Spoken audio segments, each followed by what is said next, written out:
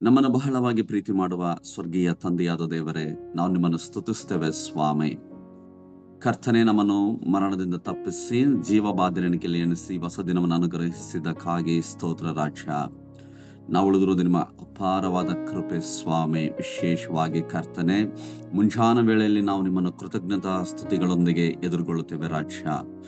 ಸ್ವಾಮಿ, ನಿನ್ನ ಪ್ರಸನ್ನತೆಗಾಗಿ ಸ್ತೋತ್ರ. ನಿನ್ನ ವಾಕ್ಯಗಳನ್ನ ಧ್ಯಾನಿಸುತ್ತಿರುವಾಗ ಸ್ವಾಮಿ, ನಿನ್ನ ಪವಿತ್ರ ಆತ್ಮನ ಮೂಲಕ ನಮಗೆ ಎಲ್ಲರಿಗೂ ಕೂಡ ಉಪದೇಶ ಮಾಡಿ ನಿಮ್ಮ ಸತ್ಯದಲ್ಲಿ ನಮ್ಮ ನೆಲೆಗೊಳಿಸು. ನಿಮಗೆ ಮಹಿಮಾ ಉಂಟಾಗಲಿ. ಯೇಸು ನಾಮದಲ್ಲಿ ತಂದೆ ಪ್ರಾರ್ಥನೆಯನ್ನು ಬೇಡಿಕೊಳ್ತೇನೆ ಒಡೆಯನೆ, ಆಮೆನ್. Praise Lord. ಪ್ರೀತಿಯುಳ್ಳ ದೇವಚಂದ್ರೆ, ಅಕ್ಟೋಬರ್ 14ನೇ ತಾರೀಕಿಗೆ ಒಂದು ನೇಮಿಸಲ್ಪಟ್ಟಂತ ದೇವರ ವಾಕ್ಯ, ರಕ್ಷಣೆಗಾಗಿ ಸ್ವನೀತಿಯ ಮೇಲೆ ಅವಲಂಬಿತರಾಗುವುದನ್ನ ನಿಲ್ಲಿಸಿ. ರಕ್ಷಣೆಗಾಗಿ ಕೆಲಸದಲ್ಲಿ ಸ್ವನೀತಿ ಅಥವಾ ಸ್ವಂತ ಒಂದು ನೀತಿಯ ಕಾರ್ಯಗಳ ಮೇಲೆ ಅವಲಂಬಿತರಾಗುವುದನ್ನ ನಿಲ್ಲಿಸಿ ಎಂಬುದಾಗಿ ಈ ದಿನ ನಮಗಾಗಿ ನೇಮಿಸಲ್ಪಟ್ಟಿದೆ. ದೇವರ ಸೇವಕರುಗಳು ತುಂಬಾ ಒಂದು ಪ್ರಯಾಸದಿಂದ ಇದನ್ನ ಸಿದ್ಧಪಡಿಸ್ತಾ ಇದ್ರ ಮತ್ತು ಈ ಒಂದು ಡಿವೋಷನ್ಗೆ ಎಲ್ಲರೂ ಕೂಡ ಭಾಗವಹಿಸ್ತಾ ಇದ್ರೆ ಇನ್ನು ಅನೇಕರು ಭಾಗವಹಿಸಬೇಕು. ಯಾಕಂದ್ರೆ ಇದರ ಒಂದು ಪ್ರತಿಫಲ ಎಲ್ಲರೂ ಕೂಡ ಹೊಂದಿಕೊಳ್ಳಬೇಕೆಂಬುದು, ಆತ್ಮಿಕ ಪ್ರಯೋಜನ ಪಡೆದುಕೊಳ್ಳಬೇಕೆಂಬುದೇ ಮೂಲ ಉದ್ದೇಶವಾಗಿದೆ. ರಕ್ಷಣೆಗಾಗಿ ಸ್ವನೀತಿಯ ಮೇಲೆ ಅವಲಂಬಿತರಾಗುವುದನ್ನ ನಿಲ್ಲಿಸಿ. ನನ್ನ ಸತ್ಯವೇದದ ವಾಕ್ಯದ ಧ್ಯಾನ ರೋಮಪುರದವರಿಗೆ ಬರೆದ ಪತ್ರಿಕೆ 10ನೇ ಅಧ್ಯಾಯ 5ರಿಂದ 10 ವಚನ. ದಯವಿಟ್ಟು ನಿಮ್ಮ ಕೈಗಳಲ್ಲಿರುವಂತಹ ಸತ್ಯವೇದವನ್ನು ತಿರುಗಿಸಿ ಅಪೊಸ್ತಲನಾದ ಪೌಲನು ಬರೆದ ರೋಮಪುರದವರಿಗೆ ಬರೆದ ಪತ್ರಿಕೆ 10ನೇ ಅಧ್ಯಾಯ 5ರಿಂದ 10 ವಚನಗಳನ್ನ ಈ ದಿನ ನಾವು ಧ್ಯಾನ ಮಾಡ್ಲಿಕ್ಕಿದ್ದೇವೆ. ಮಕ್ಕಳ ಸತ್ಯವೇದ ಭಾಗವು ನಾಯಕ ಯಾರು, ಮಾರ್ಕನ ಸುವಾರ್ತೆ 9ನೇ ಅಧ್ಯಾಯದಲ್ಲಿ ಇದೆ ಅವ್ರಿಗೆ.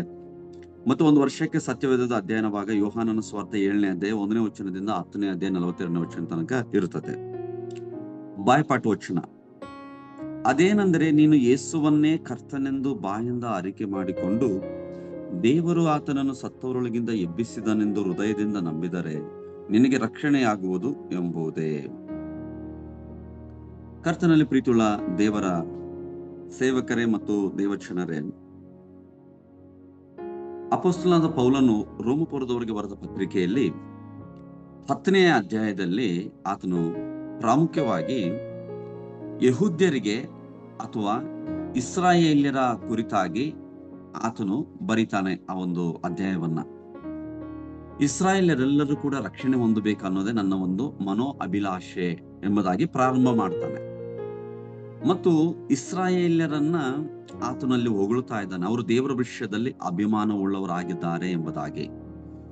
ಆದ್ರೆ ಒಂದು ವಿಷಯವನ್ನ ಆತನಲ್ಲಿ ನಮಗೆ ತಿಳಿಯಪಡಿಸ್ತಾನೆ. ಏನಂದ್ರೆ, ಇಸ್ರಾಯೇಲ್ಯರು ದೇವರ ವಿಷಯದಲ್ಲಿ ಅಭಿಮಾನ ಉಳ್ಳವರಾಗಿದ್ದು ನಿಜ, ಆದ್ರೆ ಅದು ದೇವರ ಜ್ಞಾನಾನುಸಾರವಾಗಿ ಇಲ್ಲ ಅನ್ನೋದನ್ನ ಆತನು ಸತ್ಯವನ್ನ ಅರಿತುಕೊಂಡು ಹೇಳ್ತಾನೆ. ದೇವರ ವಾಕ್ಯಾನುಸಾರ ಅವರು ಅಥವಾ ದೇವರ ಜ್ಞಾನಾನುಸಾರವಾಗಿ ಅವರು ದೇವರಲ್ಲಿ ಅಭಿಮಾನ ಉಳ್ಳವರಾಗಿಲ್ಲ ಎಂಬುದಾಗಿ ತಿಳಿಸ್ತಾನೆ. ಮುಖ್ಯವಾಗಿ ಈ 10ನೇ ಅಧ್ಯಾಯದಲ್ಲಿ ಇಸ್ರಾಯೇಲ್ಯರು ಕರ್ಮ ಮಾರ್ಗದಿಂದ ನೀತಿಯನ್ನು ಹೊಂದಲು ಬಯಸ್ತಾ ಇದ್ದಾರೆ ಅಥವಾ ಧರ್ಮಶಾಸ್ತ್ರವನ್ನ ಮುಖಾಂತರ ಅಥವಾ ಧರ್ಮಶಾಸ್ತ್ರದಲ್ಲಿ ಬರೆಯಲ್ಪಟ್ಟಂತ ಒಂದು ಆಚರಣೆಗಳು ಏನಿದಾವಲ್ವಾ, ಶಾಸ್ತ್ರ ಅಂತ ಹೇಳ್ಬಿಟ್ಟು ಏನ್ ಕರೀತಾರಲ್ವಾ, ಅವುಗಳ ಮೂಲಕವಾಗಿ ಅವರು ನೀತಿಯನ್ನ ಹೊಂದಲು, ದೇವರ ನೀತಿಯನ್ನು ಹೊಂದಲು ಬಯಸ್ತಾ ಇದ್ದಾರೆ ಎಂಬುದಾಗಿ ಹೇಳ್ತಾ, ಆದ್ರೆ ಆ ನೀತಿಯಿಂದ, ಕರ್ಮ ಮಾರ್ಗದಿಂದ ಮನುಷ್ಯನಿಗೆ ನೀತಿ ದೊರೆಯುವುದಿಲ್ಲ. ಮತ್ತು ದೇವರು ತನ್ನ ಪ್ರಿಯ ಕುಮಾರನಾಗಿರುವಂತ ಯೇಸು ಕ್ರಿಸ್ತನನ್ನ ನಮ್ಮ ಪಾಪ ಪರಿಹಾರಕ್ಕಾಗಿ ಲೋಕಕ್ಕೆ ಕಳುಹಿಸಿಕೊಟ್ಟು ಆತನನ್ನ ಮತ್ತು ನಮ್ಮೆಲ್ಲರ ಪಾಪ ಪರಿಹಾರದ ಬಲಿಯಾಗಿ ಶಿಲುಬೆ ಮೇಲೆ ಮತ್ತು ಬಲಿಯಾಗಿ ಅರ್ಪಿಸಿದ್ರು. ಮತ್ತು ಆತನು ಸತ್ತು ಹೂಣಲ್ಪಟ್ಟು 3 ದಿನದಲ್ಲಿ ಸಾವನ್ನು ಜಯಿಸಿ ಎದ್ದು ಬಂದಿದ್ದಾನೆ.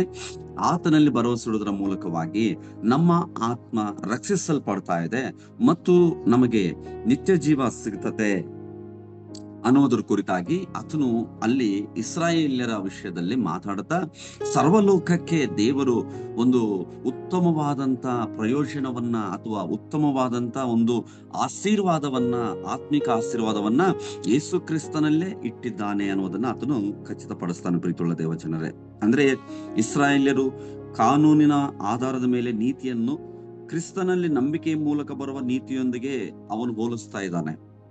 ಇಸ್ರಾಯೇಲರಿಗೆ ದೇವರು ಧರ್ಮಶಾಸ್ತ್ರವನ್ನು ಕೊಟ್ಟಿದ್ದಾರೆ ಮೋಶೆಯ ಮೂಲಕವಾಗಿ, ಆದಿ ಕಾಂಡದಿಂದ ಹಿಡಿದು ಧರ್ಮೋಪದೇಶದ ಕಾಂಡದವರೆಗೂ. ಆ ಒಂದು ಪಂಚಗ್ರಂಥಗಳಲ್ಲಿ ಇರುವಂತ ಕಾನೂನು ಅಂತ ಹೇಳ್ಬಿಟ್ಟು ನಾವೇನ್ ಕರಿತೀವಿ, ಬಲಿ, ಯಜ್ಞಗಳು, ಹೋಮ ಹವನಗಳು ಮೂಲಕವಾಗಿ ಅವರು ನೀತಿಯನ್ನ ಹೊಂದಲು ಪ್ರಯತ್ನಿಸ್ತಿರುವಾಗ, ಆದ್ರೆ ಅಪೊಸ್ತಲನಾದ ಪೌಲನು ಅದನ್ನ ಯೇಸು ಕ್ರಿಸ್ತನ ಆತನಲ್ಲಿಡುವ ನಂಬಿಕೆಯ ಮೂಲಕ ಬರುವ ನೀತಿಯೊಂದಿಗೆ ಅದನ್ನ ಹೋಲಿಸ್ತಾನೆ. ಅಂದ್ರೆ ಯೇಸು ಕ್ರಿಸ್ತನಲ್ಲಿ ಎಲ್ಲವೂ ಕೂಡ ನೆರವೇರಿದೆ.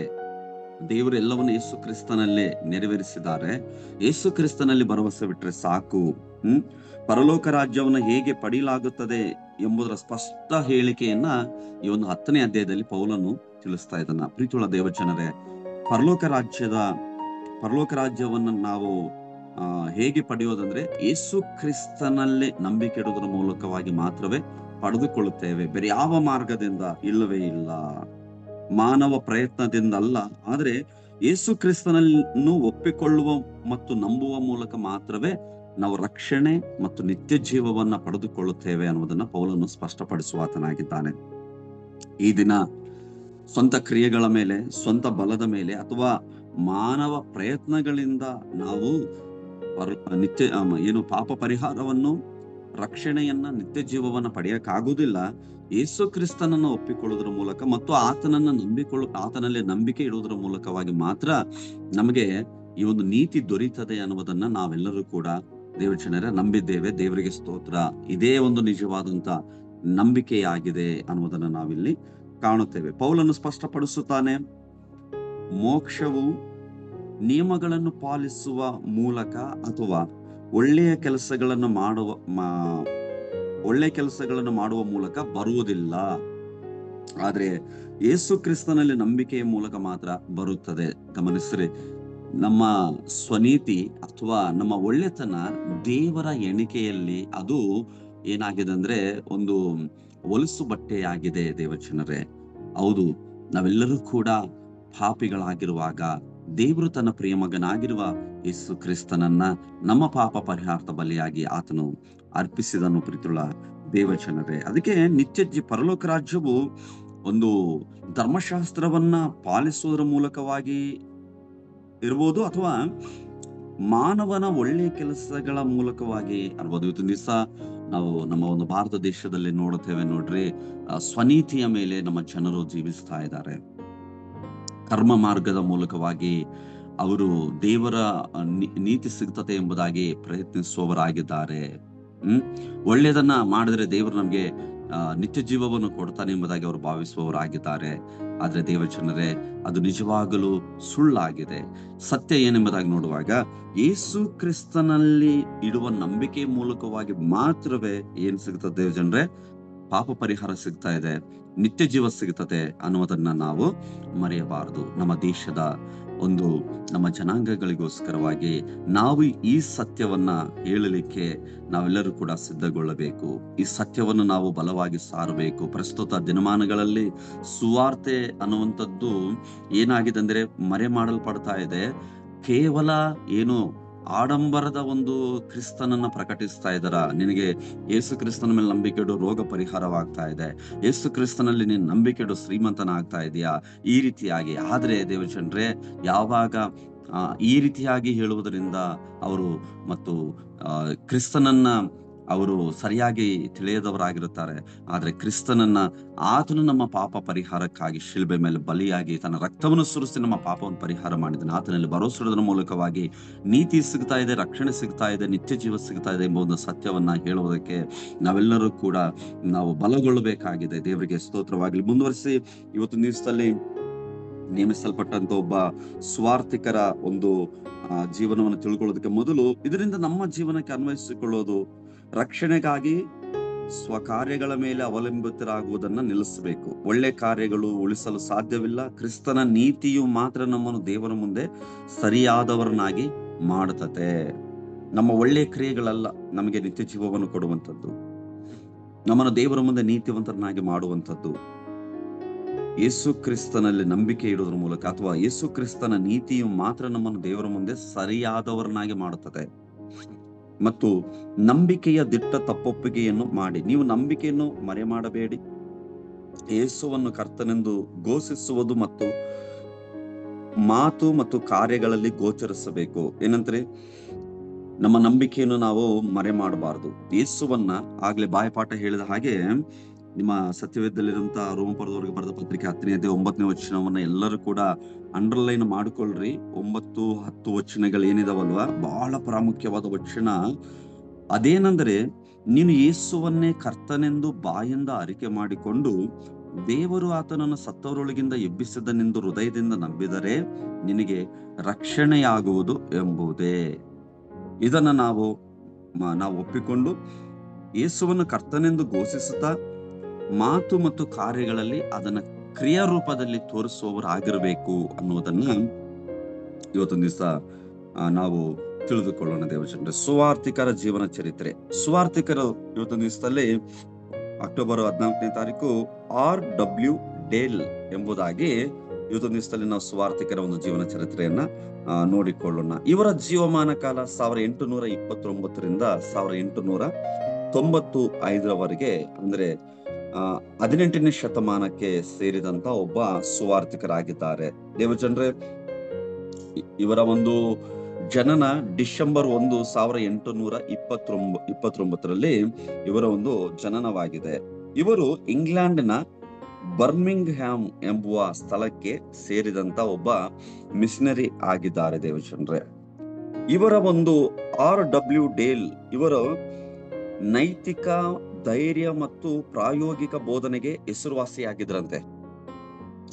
ನೈತಿಕ ಧೈರ್ಯ, ಯೇಸು ಕ್ರಿಸ್ತನನ್ನ ಹಿಂಬಾಲಿಸುವುದರ ಮೂಲಕವಾಗಿ ಆತನ ವಚನಗಳನ್ನ, ಆತನ ಮಾತುಗಳನ್ನ ಹಿಂಬಾಲಿಸುವುದರ ಮೂಲಕವಾಗಿ ನೈತಿಕ ಧೈರ್ಯ ದೊರೀತತ್ರಿ. ನೈತಿಕ ಧೈರ್ಯ ಅಂದ್ರೆ ನೀತಿವಂತರಾಗಿ ಜೀವಿಸ್ತೇವೆ. ಮತ್ತು ಅವರು ಪ್ರಾಯೋಗಿಕ ಬೋಧನೆಗೆ ಮತ್ತು ಬೋಧಿಸುವಾಗ ಪ್ರಾಕ್ಟಿಕಲ್ ಆಗಿರ್ತಾ ಇತ್ತು. ಇದಕ್ಕೆ ಅವರು ಹೆಸರುವಾಸಿಯಾಗಿದ್ರು ಡೇಲ್ ಅವರು. ಬಹಳ ಪ್ರಾಯೋಗಿಕವಾದಂತ ಒಂದು ಬೋಧನೆಯನ್ನು ಅವರು ಮಾಡುವಂತವರು. ಅನೇಕರಿಗೆ ಇದು ಇಷ್ಟವಾಗ್ತಾ ಇತ್ತು. ಅನೇಕರನ್ನ ಕ್ರಿಸ್ತನ ಬಳಿಗೆ ಅವರು ಜ್ಞಾನದಿಂದ ಅವರು ಸೆಳೀತಾ ಇದ್ರು. ಜ್ಞಾನೋಪದೇಶದಿಂದ ಅವರು ಸೆಳೆಯುವಂತವರು ಆಗಿದ್ರು ದೇವಜನರೇ. ಇದರಲ್ಲಿ ಅವರು ಹೆಸರುವಾಸಿಯಾಗಿದ್ದರು. ಅವರು ಜೀವನದ ಪ್ರತಿಯೊಂದು ಕ್ಷೇತ್ರದಲ್ಲೂ ಕ್ರಿಸ್ತನ ಪ್ರಭುತ್ವವನ್ನ ಒತ್ತಿ ಹೇಳಿದರು. ಡೇಲ್ ಅವರು ಮಾನವನ ಜೀವನದ ಪ್ರತಿಯೊಂದು ಕ್ಷೇತ್ರದಲ್ಲೂ ಯೇಸು ಕ್ರಿಸ್ತನು ಸರ್ವಾಧಿಕಾರಿಯಾಗಿದ್ದಾನೆ. ಯೇಸು ಕ್ರಿಸ್ತನಿಗೆ ಮಾತ್ರ ಅಧಿಕಾರವಿದೆ. ಯೇಸು ಕ್ರಿಸ್ತನು ಆತನು ಸೃಷ್ಟಿಕರ್ತನು, ಆತನು ಯಾವಾಗಲೂ ಇರುವಾತನು, ಆತನು ಸರ್ವಾಧಿಕಾರಿ, ಸರ್ವಶ್ರೇಷ್ಠನಾಗಿರುವಂತ ಕರ್ತನು, ಆತನು ರಾಜಾಧಿರಾಜನು ಆಗಿದ್ದಾನೆ ಎಂಬುದಾಗಿ ಅವರು ಪ್ರತಿ ಮಾನವನ ಜೀವನದಲ್ಲಿ ಯೇಸು ಕ್ರಿಸ್ತನ ಪ್ರಭುತ್ವ ಇರಬೇಕು, ಯೇಸು ಕ್ರಿಸ್ತನು ಆಳ್ವಿಕೆ ಮಾಡಬೇಕು, ಯೇಸು ಕ್ರಿಸ್ತನು ಸರ್ವಾಧಿಕಾರಿ, ಆತನು ಸರ್ವೋನ್ನತನಾಗಿರುವಂತ ದೇವರಾಗಿದ್ದಾನೆ, ಆತನಿಗೆ ಒಳಪಡಬೇಕು ಎಲ್ಲರೂ ಎಂಬುದಾಗಿ ಅವ್ರು ಒತ್ತಿ ಹೇಳ್ತಾ ಇದ್ರಂತೆ. ಎಲ್ಲರೂ ಅವರು ಆತನಿಗೆ ಒಳಪಟ್ಟು ಜೀವಿಸಬೇಕು, ಅದುವೇ ಶ್ರೇಷ್ಠವಾದದ್ದು ಎಂಬುದಾಗಿ ಒತ್ತಿ ಹೇಳ್ತಾ ಇದ್ರು. ಹೌದು, ಇದನ್ನ ನಾನು ಪೂರ್ಣ ಮನಸ್ಸಿನಿಂದ ಒಪ್ಪಿಕೊಳ್ಳುತ್ತೇನೆ ದೇವಜನರೇ. ಆತನ ಪ್ರಭುತ್ವಕ್ಕೆ ಒಳಗಾಗುವುದು ಅತ್ಯಂತ ಶ್ರೇಷ್ಠವಾದದ್ದಾಗಿದೆ. ಆತನ ಚಿತ್ತಕ್ಕೆ ಒಳಗಾಗಿ ಜೀವಿಸುವಂತದ್ದು ಅದು ಬಹಳಷ್ಟು ಸರಿಯಾದದ್ದು ಆಗಿದೆ ಎಂಬುದಾಗಿ ನಾನು ಹೇಳಲಿಕ್ಕೆ ಬಯಸ್ತಾ ಇದ್ದೇನೆ. ಸಮಾಜದಲ್ಲಿ ನಂಬಿಕೆಯನ್ನು ಬದುಕುವಂತೆ ಭಕ್ತರನ್ನು ಒತ್ತಾಯಿಸಿದರು ಡೇಲ್ ಅವರು. ಸಮಾಜದಲ್ಲಿ ಬರ್ಮಿಂಗ್ ಹ್ಯಾಮ್ ಎಂಬ ಒಂದು ಸ್ಥಳದಲ್ಲಿ ಅವರು ಸೇವಕರಾಗಿ ಸೇವೆ ಮಾಡ್ತಿರುವ ಕಾಲದಲ್ಲಿ ಅವರು ಸಮಾಜದಲ್ಲಿ ಅವರು ಭಕ್ತರನ್ನ ಯಾವ ವಿಷಯದಲ್ಲಿ ಒತ್ತಾಯಿಸ್ತಿದ್ರು ಅಂದ್ರೆ, ನಂಬಿಕೆ ಉಳ್ಳವರಾಗಿ ಜೀವಿಸ್ರಿ, ದೇವರನ್ನು ಯಾವಾಗಲೂ ನಂಬಿರಿ, ದೇವರಲ್ಲಿ ನೀವು ಜೀವಿಸ್ರಿ ಎಂಬುದಾಗಿ ಒತ್ತಿ ಹೇಳುವವರಾಗಿದ್ರು. ಇವತ್ತು ದಿವಸದಲ್ಲಿ ದೇವರನ್ನ ಯಾವಾಗಲೂ ಕೂಡ ನಂಬಿಕೊಂಡು ಆತನಿಗೆ ಭಕ್ತರಾಗಿ ಜೀವಿಸುವಂತದ್ದು ಅತ್ಯಂತ ಶ್ರೇಷ್ಠವಾದದ್ದಾಗಿದೆ ದೇವಜನರೇ. ಆತನಿಗೆ ಭಕ್ತರಾಗಿ ಜೀವಿಸ್ರಿ ಎಂಬುದಾಗಿ ಒತ್ತಿ ಹೇಳ್ತಾ ಇದ್ರು ಅವರು, ಮತ್ತು ವಿಶ್ವಾಸಿಗಳನ್ನ ಒತ್ತಾಯಿಸುವವರಾಗಿದ್ದರು. ಕರ್ತನಲ್ಲಿ ಪ್ರೀತಿಯುಳ್ಳ ದೇವರ ಸೇವಕರೇ, ಇವತ್ತೊಂದು ದಿವಸದಲ್ಲಿ ವಿಶ್ವಾಸಿಗಳನ್ನ, ಕುರಿಗಳನ್ನ ನಾವು ಯಾವ ರೀತಿಯಾಗಿ ಒಂದು ನಡೆಸ್ಕೊಂಡು ಹೋಗ್ತಾ ಇದ್ದೇವೆ? ದೈವ ಭಕ್ತಿಯಲ್ಲಿ ಅವರನ್ನು ಪ್ರೇರೇಪಿಸುವವರಾಗಿರಬೇಕು. ದೈವ ಭಕ್ತಿಯಲ್ಲಿ ನೆಲೆಗೊಂಡಿರ್ರಿ ಎಂಬುದಾಗಿ ದೇವರಿಗೆ ಭಯಪಡುವವರಾಗುತ್ತಾ ಹಾಗೆ ಜೀವಿಸುತ್ತಾ ನೀವು ದೇವರಿಗೆ ಮೆಚ್ಚುಗೆಯಾದವರಾಗಿ ಜೀವಿಸಿರಿ. ನಾವು ನೋಡ್ತೇವೆ 1ನೇ ತಿಮೋಥೆಯನಿಗೆ ಬರೆದ ಪತ್ರಿಕೆಯಲ್ಲಿ ಪೌಲನು ತಿಮೋಥೆನಿಗೆ ಹೇಳ್ತಾನೆ, ಭಕ್ತಿ ಸರ್ವ ವಿಧದಲ್ಲಿ ಕೂಡ ಅದು ಪ್ರಯೋಜನವಾಗಿದೆ ಎಂಬುದಾಗಿ. ಅದಕ್ಕೆ ಇಹ ಪರಲೋಕಗಳಲ್ಲಿ ಜೀವ ವಾಗ್ದಾನ ಇದೆ ಎಂಬುದಾಗಿ ದೇವರ ವಾಕ್ಯ ಹೇಳ್ತಾ ಇದೆ. ಪ್ರೀತಿಯುಳ್ಳ ದೇವಜನರೇ, ಕರ್ತನಿಗೆ ಭಕ್ತರಾಗಿ ಜೀವಿಸುವುದು ಅದು ಭಾಗ್ಯದಾಯಕವಾದದ್ದಾಗಿದೆ. ನಮ್ಮ ದೇವರು ಆತನು ಸತ್ಯವಂತನಾಗಿದ್ದಾನೆ. ಆತನಿಗೆ ಭಕ್ತರಾಗಿ ನಡ್ಕೊಳ್ಬೇಕಾಗಿದೆ. ಆತ ನಂಬಿಕೆಯ ಕುರಿತಾಗಿ ಒತ್ತಿ ಹೇಳ್ತಾ ಇದ್ದಾನೆ. ಇದು ನಿಜವಾದಂತ ಒಂದು ಸ್ವಸ್ಥ ಬೋಧನೆ ಆಗಿದೆ ದೇವಜನರೇ. ಭಕ್ತಿಗೆ ಇಹ ಪರಲೋಕದಲ್ಲಿ ಜೀವ ವಾಗ್ದಾನವನ್ನು ದೇವರು ಇಟ್ಟಿದ್ದಾರೆ. ಅಬ್ರಹಾಂ, ಇಸಾಕ್, ಯಾಕೋಬರ ಜೀವನ ಚರಿತ್ರೆಯನ್ನು ನಾವು ನೋಡುವಾಗ ಅವರು ದೇವರನ್ನು ನಂಬುವವರಾಗಿ ಜೀವಿಸಿದ್ರು, ಡೇರೆಗಳಲ್ಲಿ ಜೀವಿಸಿದರು. ಅವರು ಕಾಣುವ ಲೋಕವನ್ನ ಅವರು ಬಯಸಲಿಲ್ಲ. ಕಾಣದ ಪರಲೋಕ ರಾಜ್ಯ ನಮ್ಮ ಶಾಶ್ವತವಾದಂತ ನಿವಾಸ ಎಂಬುದಾಗಿ ತಿಳ್ಕೊಂಡು ಒಳ್ಳೆಯ ಭಕ್ತರಾಗಿ ಅವರು ಜೀವಿಸಿದ್ರು ದೇವಜನರೇ. ಅದುವೇ ಒಂದು ನಿಜವಾದಂತ ನಂಬಿಕೆಯಾಗಿದೆ. ಇದು ನಿಜದಲ್ಲಿ ಅನೇಕರು ದೇವರು ನಮಗೆ ಅದು ಕೊಡ್ತಾನೆ, ಇದು ಕೊಡ್ತಾನೆ, ಅದಕ್ಕಾಗಿ ನಾವು ದೇವರನ್ನ ಹಿಂಬಾಲಿಸ್ತೇವೆ. ದೇವಜನರೇ, ಒಂದು ವೇಳೆ ಭೌತಿಕವಾದಂತ ಆಶೀರ್ವಾದಗಳಿಗಾಗಿ ಆತನನ್ನ ನಾವು ಹಿಂಬಾಲಿಸುವುದಾದರೆ ದೇವಜನರೇ ಅದು ಪ್ರಯೋಜನವಿಲ್ಲ. ಆದ್ರೆ ಆತ್ಮಿಕ ಆಶೀರ್ವಾದಗಳಿಗಾಗಿ, ಆತ್ಮಕ್ಕಾಗಿ ಆತನನ್ನು ಹಿಂಬಾಲಿಸುವುದಾದ್ರೆ ಅದು ಶ್ರೇಷ್ಠವಾದಂತ ಆಶೀರ್ವಾದ ಎಂಬುದನ್ನು ನಾವು ನೆನಪಿನಲ್ಲಿ ಇಟ್ಟುಕೊಳ್ಳಬೇಕಾಗಿದೆ. ನಾಗರಿಕ ಸುಧಾರಣೆ, ಶಿಕ್ಷಣ ಮತ್ತು ಸಾಮಾಜಿಕ ನ್ಯಾಯದಲ್ಲಿ ಡೇಲ್ ಪ್ರಮುಖ ಪಾತ್ರ ವಹಿಸಿದರು. ಸಮಾಜವನ್ನು ಸುಧಾರಿಸುವುದರಲ್ಲಿ, ಶಿಕ್ಷಣ ಕೊಡುವುದರಲ್ಲಿ, ಈ ಒಂದು ಕ್ರಾಂತಿ ಉಂಟಾಗುವುದರಲ್ಲಿ, ಸಾಮಾಜಿಕ ನ್ಯಾಯದಲ್ಲಿ, ಇವತ್ತು ನಿಸ್ತಲ್ಲಿ ನೋಡಿ ಸೋಷಿಯಲ್ ಜಸ್ಟಿಸ್ ಅಂತ ಹೇಳ್ಬಿಟ್ಟು ಏನ್ ಕರೀತಾರೆ ದೇವಜನರೇ, ಬೈಬಲ್ ಇಂದಲೇ ಇವತ್ತು ನಿಸ್ತಲ್ಲಿ ಪ್ರಪಂಚದಲ್ಲಿ ಸಾಮಾಜಿಕ ನ್ಯಾಯ ಸಿಕ್ಕಿರುವುದು, ತುಳಿಯಲ್ಪಟ್ಟವರಿಗೆ ಹಕ್ಕುಗಳು ಸಿಕ್ಕಿರುವುದು, ಒಂದು ಹಿಂದುಳಿದವರಿಗೆ ದೀನ ದಲಿತರಿಗೆ ಸಮನ್ಯಾಯ ಸಿಕ್ಕಿರುವಂತದ್ದು ಬೈಬಲ್ ಇಂದಲೇ. ಇವತ್ತು ನಿಸ್ತಲ್ಲಿ ಡೇಲ್ ಅವರು ಇದಕ್ಕಾಗಿ ಎಷ್ಟೋ ಪ್ರಯಾಸ ಪಟ್ಟಿದ್ದಾರೆ ದೇವಜನರೇ. ದೇವರ ಸೇವಕರುಗಳು, ದೇವರ ಮಕ್ಕಳು ಈ ವಿಷಯಗಳಿಗಾಗಿ ನಾವು ಕೂಡ ಸತತ ಪ್ರಯತ್ನ ಮಾಡುವವರಾಗಿರಬೇಕಾಗಿದೆ ದೇವಜನರೇ. ಇವತ್ತು ನಿಸ್ತಲ್ಲಿ ನೋಡ್ರಿ, ಪ್ರಪಂಚದಲ್ಲಿ ಪರಿಸ್ಥಿತಿ ಸರ್ವಾಧಿಕಾರಿ ಕಡೆಗೆ ಸಾಗುವಂತದನ್ನು ನಾವು ನೋಡ್ತಾ ಇದ್ದೇವೆ. ಒಂದು ಸಂವಿಧಾನ ಆಶಯಗಳನ್ನ ಧಿಕ್ಕರಿಸುವಂತ ದಿನಮಾನಗಳಲ್ಲಿ ನಾವು ಇರುವಂತದನ್ನ ನಾವು ನೋಡ್ತಾ ಇದ್ವಿ. ಆದ್ರೆ ಡೇಲ್ ಅವರು ನಾಗರಿಕ ಸುಧಾರಣೆ, ಶಿಕ್ಷಣ ಮತ್ತು ಸಾಮಾಜಿಕ ನ್ಯಾಯದಲ್ಲಿ ಪ್ರಮುಖ ಪಾತ್ರ ವಹಿಸಿದಂತವರು ಆಗಿದ್ದಾರೆ. ಸುವಾರ್ತೆ ಆತ್ಮ ಮತ್ತು ಸಮಾಜ ಎರಡನ್ನು ಸ್ಪರ್ಶಿಸುತ್ತದೆ ಎಂದು ತೋರಿಸುತ್ತದೆ. ಅವರು ಬಲವಾಗಿ ನಂಬಿದ್ರು ಸುವಾರ್ತೆ ಆತ್ಮ ಮತ್ತು ಸಮಾಜ ಎರಡನ್ನು ಸ್ಪರ್ಶಿಸುತ್ತದೆ. ಗಮನಿಸಿರಿ, ಒಮ್ಮೆ ಅರ್ಥ ಮಾಡಿಕೊಳ್ಳ್ರಿ ಈ ಮಾತನ್ನ, ಎಷ್ಟು ಸತ್ಯ ಐತೆ ನೋಡ್ರಿ ಮಾತದಲ್ಲಿ. ಸುವಾರ್ತೆ ಎಂಬುದು ಮಾನವನ ಆತ್ಮ ಮತ್ತು ಸಮಾಜ, ಸೊಸೈಟಿ ಎರಡನ್ನು ಕೂಡ ಸ್ಪರ್ಶಿಸುತ್ತದೆ. ಒಬ್ಬ ಮನುಷ್ಯನ ಆತ್ಮವನ್ನ ತಾಕುತ್ತದೆ, ಆ ಮನುಷ್ಯನ ಆತ್ಮವನ್ನ ಶುದ್ಧಿಪಡಿಸುತ್ತದೆ, ಆ ಮನುಷ್ಯನ ಆತ್ಮವನ್ನ ಅದು ಆತ್ಮದ ಕೊಳೆಯನ್ನೆಲ್ಲ ಪರಿಹರಿಸ್ತದೆ, ಆ ಮನುಷ್ಯನನ್ನ ಹೀನ ನಡತೆಯಿಂದ ತಪ್ಪಿಸಿ ಒಳ್ಳೆ ನಡತೆಗೆ ಅದು ನಡೆಸ್ತದೆ. ಆ ವ್ಯಕ್ತಿಯಿಂದ ಸಮಾಜ ಅನ್ನುವಂಥದ್ದು 100% ಸುಧಾರಣೆ ಆಗುತ್ತದೆ. ನೋಡ್ರಿ, ಸುವಾರ್ತೆಗೆ ಎಷ್ಟು ಬಲ ಇದೆ ದೇವಜನರೇ, ಸೇವಕರೇ. ಸುವಾರ್ತೆಯನ್ನ ನಾವು ಡೇಲ್ ಅವರಂತೆ ನಂಬಬೇಕು. ಡೇಲ್ ಅವರು ಸುವಾರ್ತೆಯನ್ನ ಎಷ್ಟು ಬಲವಾಗಿ ನಂಬಿದ್ದಾರೆ ನೋಡ್ರಿ.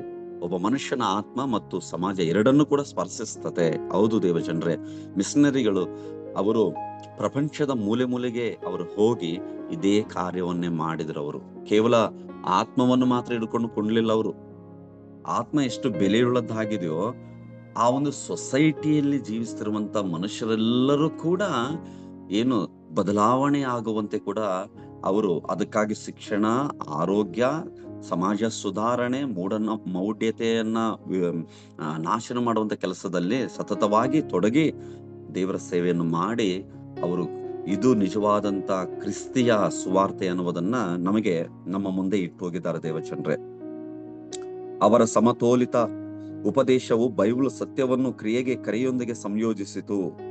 ನಿಜವಾದ ಶಿಷ್ಯತ್ವವು ಸಭೆಗೆ ಸೀಮಿತವಾಗಿಲ್ಲ. ಏನಂದ್ರೆ ನಿಜವಾದಂತ ಶಿಷ್ಯತ್ವವು ಸಭೆಗೆ ಸೀಮಿತವಾಗಿಲ್ಲ, ತಿಳ್ಕೊಳ್ಳೋಣ. ಆದ್ರೆ ಮಾರುಕಟ್ಟೆ, ತರಗತಿ ಮತ್ತು ಸಮುದಾಯಗಳಲ್ಲಿ ಬೆಳಗಬೇಕು.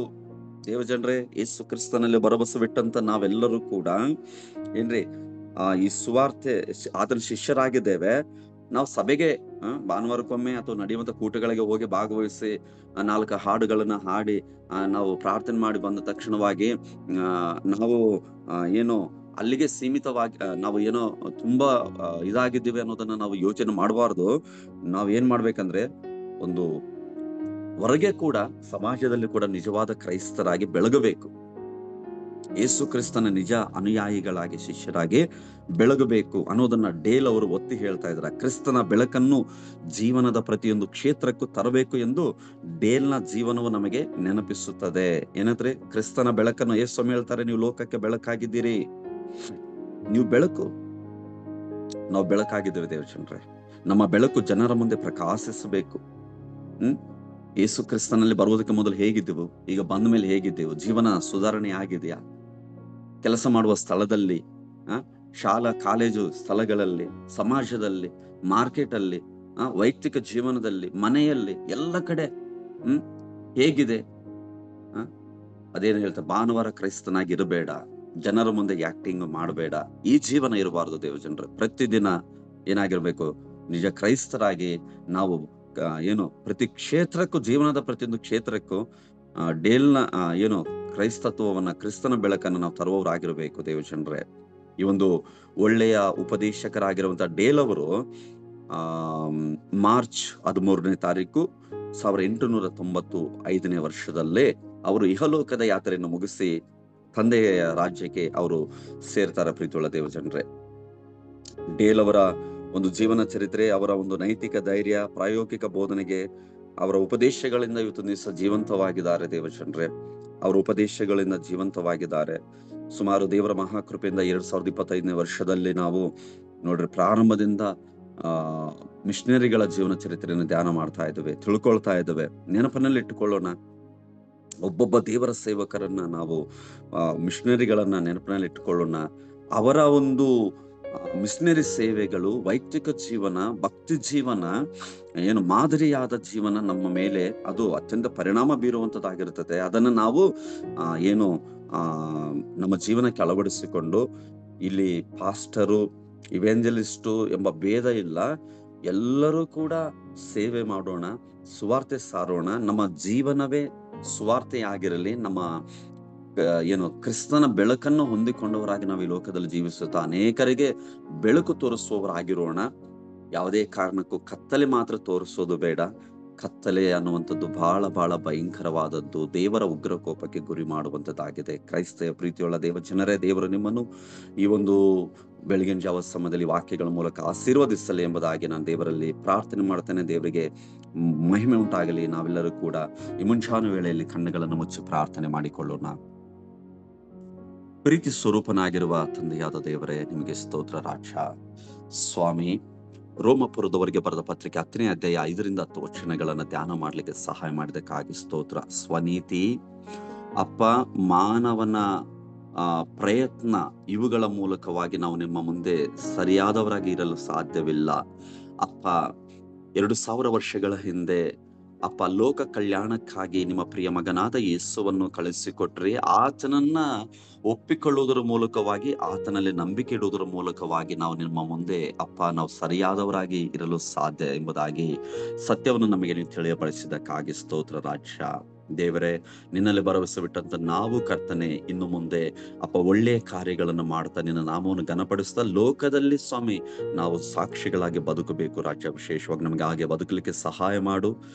ಈ ದಿನ ಒಂದು ಪ್ರಾರ್ಥನೆಯಲ್ಲಿ ಭಾಗವಹಿಸಿದಂತ ಪ್ರತಿಯೊಬ್ಬೊಬ್ಬರನ್ನ ಆಶೀರ್ವಾದ ಮಾಡು ರಾಜ. ನಮ್ಮ ಕಲ್ವಾರಿ ಶಾಪಲ್ ಟ್ರಸ್ಟ್ ಅನ್ನ ಆಶೀರ್ವಾದ ಮಾಡು ಸ್ವಾಮಿ. ನಮ್ಮ ಸಂಸ್ಥೆಯನ್ನು ಅಭಿವೃದ್ಧಿಪಡಿಸು ರಾಜ. ನಮ್ಮ ಸಂಸ್ಥೆಯ ನಿರ್ದೇಶಕರುಗಳು ಹಾಗೂ ಉಪನಿರ್ದೇಶಕರುಗಳು, ಅವರ ಕುಟುಂಬಗಳನ್ನು ಆಶೀರ್ವಾದ ಮಾಡು ಸ್ವಾಮಿ. ದೇಶದ ಸ್ವಾಮಿ ದೇವರ 15 ರಾಜ್ಯಗಳಲ್ಲಿ ನಡೆಯುವಂತ ಈ ಸೇವೆಗಳನ್ನು ಆಶೀರ್ವದಿಸು ರಾಜ ಎಂಬುದಾಗಿ ಕೇಳಿಕೊಳ್ತಾನೆ ಸ್ವಾಮಿ. ಯಾರಾದ್ರೂ ಅನಾರೋಗ್ಯದಿಂದ ಬಳಲ್ತಾ ಇರೋದಾದ್ರೆ ಯೇಸು ನಾಮದಲ್ಲಿ ಅವರನ್ನು ನೀನು ಗುಣಪಡಿಸು ರಾಜ. ದೇವ್ರನ್ನ ಪ್ರಾರ್ಥಿಸ್ತಾನೆ ಸ್ವಾಮಿ. ಯಾರಾದ್ರೂ ಕರ್ತನೆ ಫೈನಾನ್ಸ್ ಹಣಕಾಸಿನ ತೊಂದರೆಯಲ್ಲಿದ್ದರೆ ಅವರಿಗೆ ಸಹಾಯ ಮಾಡಿ ಯೇಸು ರಾಜ. ದೇವರೇ, ಕುಟುಂಬಗಳಲ್ಲಿ ಶಾಂತಿ ಸಮಾಧಾನ ಅನುಗ್ರಹಿಸು ಸ್ವಾಮಿ. ಉತ್ತರ ಭಾರತದಲ್ಲಿ ಸೇವೆ ಮಾಡುವಂತ ಸೇವಕರುಗಳಿಗಾಗಿ ಪ್ರಾರ್ಥನೆ ಮಾಡ್ತಾನೆ ರಾಜ. ನಿನ್ನ ನಾಮದ ನಿಮಿತ್ತವಾಗಿ ಬಹಳ ಅವರು ತೊಂದರೆಗಳನ್ನು ಅನುಭವಿಸ್ತಾ ಇದ್ದಾರ ಸ್ವಾಮಿ. ನಿನ್ನ ಸೇವಕರುಗಳ ಕುಟುಂಬ ವಿಶ್ವಾಸಿಗಳೆಲ್ಲರನ್ನ ನೀನು ಬಲಪಡಿಸೆಂಬುದಾಗಿ ನಾನು ಕೇಳಿಕೊಳ್ತೇನೆ ಸ್ವಾಮಿ. ತಂದೆಯಾದ ದೇವರು, ವಿಶೇಷವಾಗಿ ಈ ತಿಂಗಳಿನಲ್ಲಿ ಕರ್ತನೆ ಸ್ವಾಮಿ, ನಾವು 3 ದಿನಗಳ ಕಾಲ ಉಪವಾಸ ಪ್ರಾರ್ಥನೆಗಾಗಿ ಕೂಡುವಾಗ ಜೊತೆದು ಕಾದು ಕರ್ತನೆ ಸ್ವಾಮಿ ಆಶೀರ್ವಾದ ಮಾಡು ರಾಜ. ಯಾವುದೇ ತಡೆಗಳು ಬರದಂತೆ ನೀನು ತೆಗೆದು ಹಾಕೆಂಬುದಾಗಿ ಕೇಳಿಕೊಳ್ತೇನೆ ಸ್ವಾಮಿ. ವಿಶೇಷವಾಗಿ ಈ ಒಂದು ಕರ್ತನೆ ಸ್ವಾಮಿ ಪ್ರಾರ್ಥನೆಯನ್ನ ಸ್ವಾಮಿ ದೇವರೇ ಬಹಳ ಅದ್ಭುತವಾಗಿ ಕರ್ತನೆ ಸ್ವಾಮಿ ಸರಿಯಾದ ಸಮಯಕ್ಕೆ ಎಲ್ಲಾ ಕಾರ್ಯಗಳಲ್ಲಿ ಕರ್ತನೆ ಸ್ವಾಮಿ ಕೆಲಸಗಳನ್ನು ಮಾಡುವಂತ ಸೇವಕರುಗಳನ್ನು ಕೂಡ ನೀನು ಆಶೀರ್ವಾದ ಮಾಡಿ ಎಂಬುದಾಗಿ ಕೇಳಿಕೊಳ್ತೇನೆ ರಾಜ. ಈ ಪ್ರಾರ್ಥನೆ ಕೇಳಿದಕ್ಕಾಗಿ ಸ್ತೋತ್ರ, ಮಹಿಮಾ, ಘನತಾ, ಪ್ರಭಾವ ನಿಮ್ಮೊಬ್ಬರಿಗೆ ಸಲ್ಲಿಸ್ತೇನೆ. ನಮ್ಮ ಕರ್ತನಾದ ಯೇಸು ನಾಮದಲ್ಲಿ ತಂದೆ ಪ್ರಾರ್ಥನೆಯನ್ನು ಬೇಡಿಕೊಳ್ತೇನೆ. ಬಡಿಯಾನೆ. ಆಮೆನ್. ಆಮೆನ್.